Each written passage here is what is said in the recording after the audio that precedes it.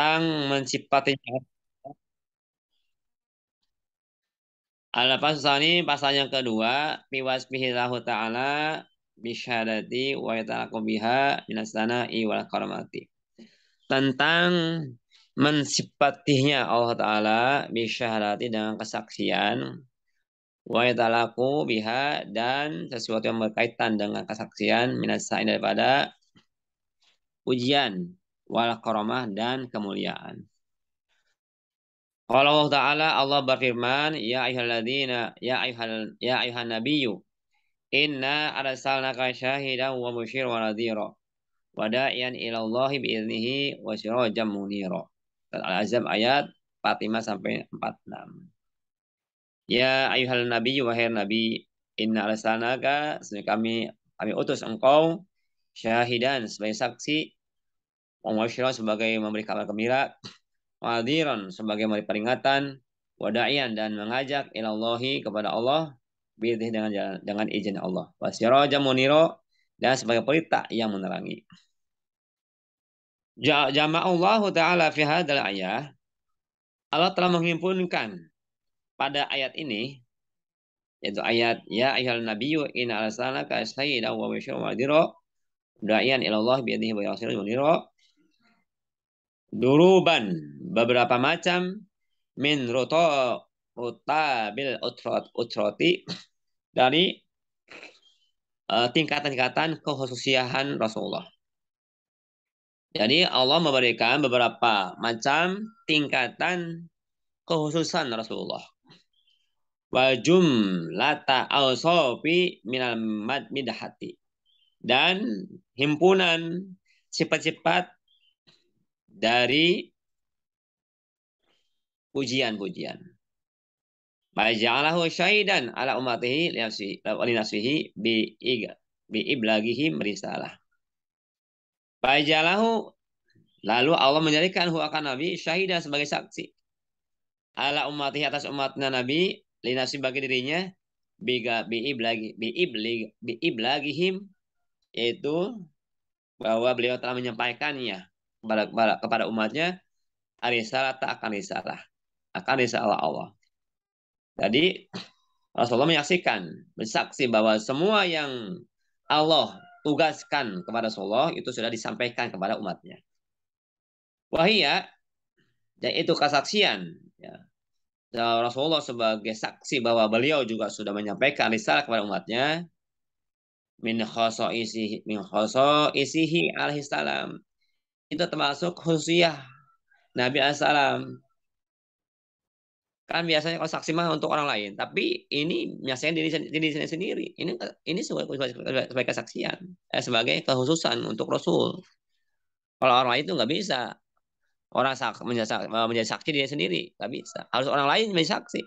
Tapi bagi Rasulullah itu diri sendiri bisa jadi saksi dirinya sendiri.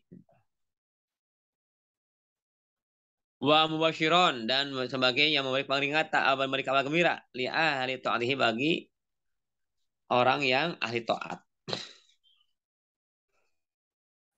Bahwa orang taat akan mendapatkan pahala, yaitu surga. Wanadiron dan berperingatan li ahli maksiatihi bagi ahli maksiatnya. Beri peringatan kalau maksiat maka akan ke neraka. Wada'iyan ila tauhidihi dan yang mengajak kepada mentauhidkannya Allah. Mentauhidkannya Allah, yaitu mengesahkan Allah. Wa ibadatihi dan mengajak untuk ibadah kepada Allah. Wa syarajan muniro dan sebagai pelita, sebagai penerang atau lampu muniro yang menerangi. Yuhtada yang bisa dijadikan petunjuk bihi dengan pelita atau lampu lil haqi untuk jalan yang benar. Hadasana Syekh Abu Muhammad bin Attab rahimahullahu taala qala. Hadasana Abdul Qasim Hatim bin Muhammad. Hadasana Abdul Hasan Al-Qabisi, hadasana Abu Zaid Al-Marwizi, hadasana Abdul Abdillah Muhammad bin Yusuf, hadasana Bukhari, hadasana Muhammad bin saja mang. bin Sinan, ada sana Ulaih, ada sana Hilal, an Ato bin Yasar. Atau ini mutabiin besar ya, tabiin kubaru tabiin bin Yasar. Qala berkata Ato bin Yasar. Laki itu Abdullah bin Amr bin As. Aku telah berjumpa dengan Abdullah bin Amr bin As.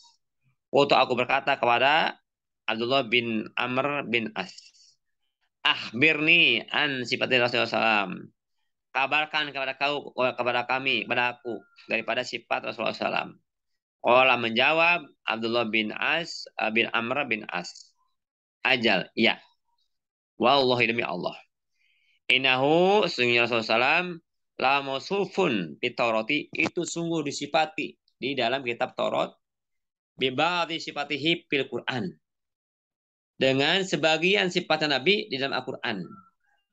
Jadi Taurat itu berarti sifat Rasulullah yang ada dalam Taurat itu sebagian daripada sifat Rasulullah yang ada di Al-Quran. Lengkapnya di Al-Quran. Nah, di Taurat itu hanya sebagian saja yang disebutkan sifat Rasulullah.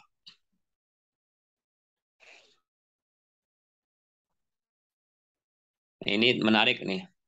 Menarik. Ada saya lihat kajian tentang keaslian kitab suci. Ada Al-Quran, ada perjanjian baru, perjanjian lama gitu. Yang mereka mengklaim kalau perjanjian lama itu Taurat, klaim mereka. Perjanjian baru mereka klaim sebagai Injil. Tapi ternyata itu dibantah, terbantahkan. Dan ternyata apa namanya teks-teks asli perjanjian lama yang dari bahasa Ibrani itu diterjemahkan ke bahasa Yunani atau Septuaginta itu banyak yang dirubah artinya.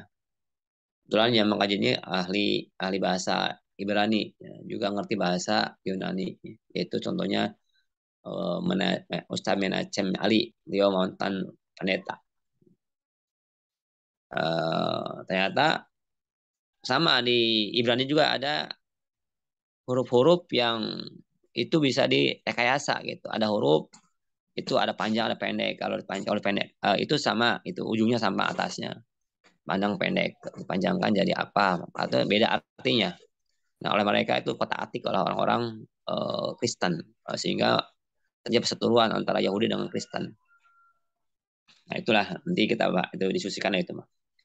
Ya ayyuhal nabiyyu wahai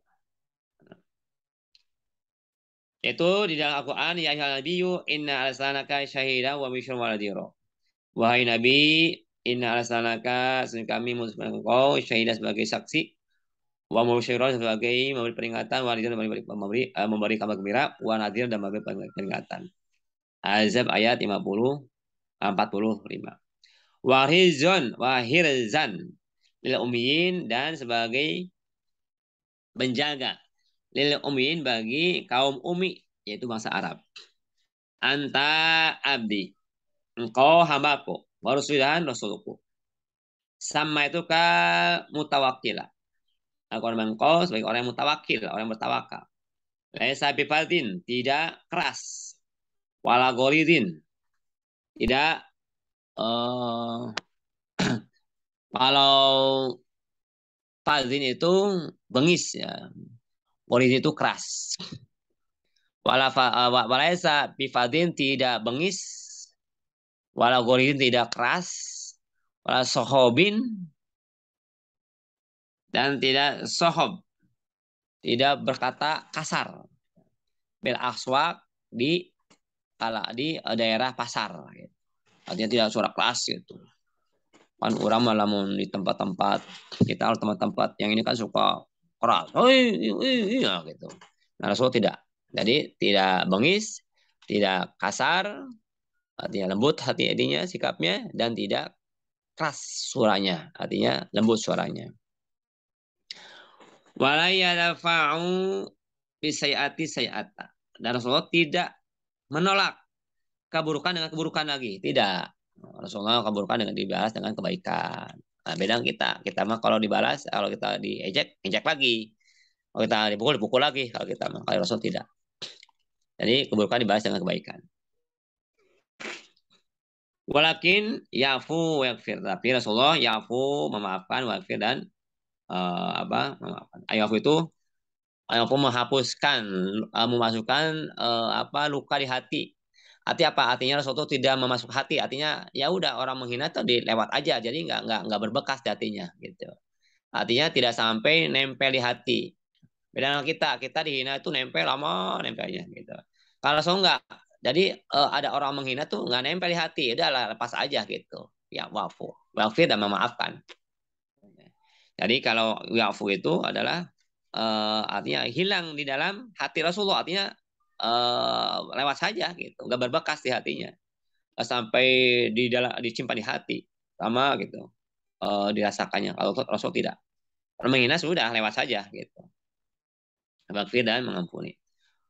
Wa yaqbidahu Allahu hatta yuqima bihi milata auja'a. Dan tidak Allah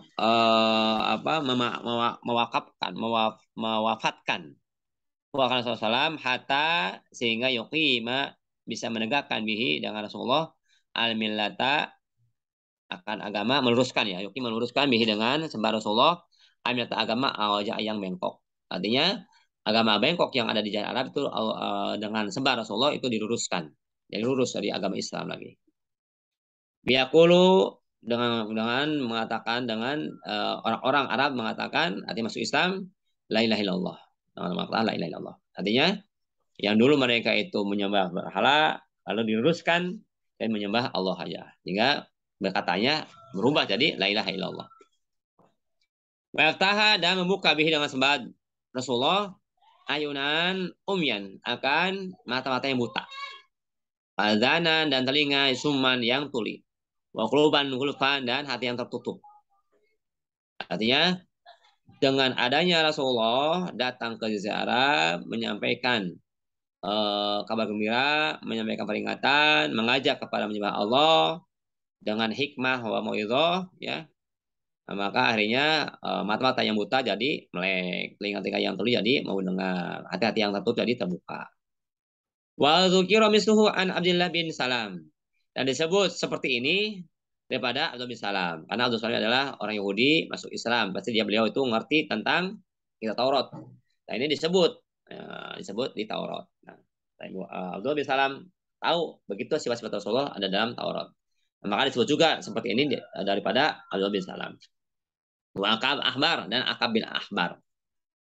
Ka'ab bin Ahbar. Sama juga ini kalangan daripada pendeta ya.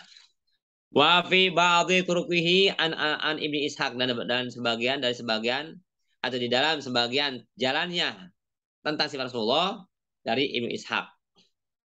Apa wala sohibin tidak aswab. Nah, kalau dalam Ibnu Ishaq itu enggak sohibin tapi sohibin.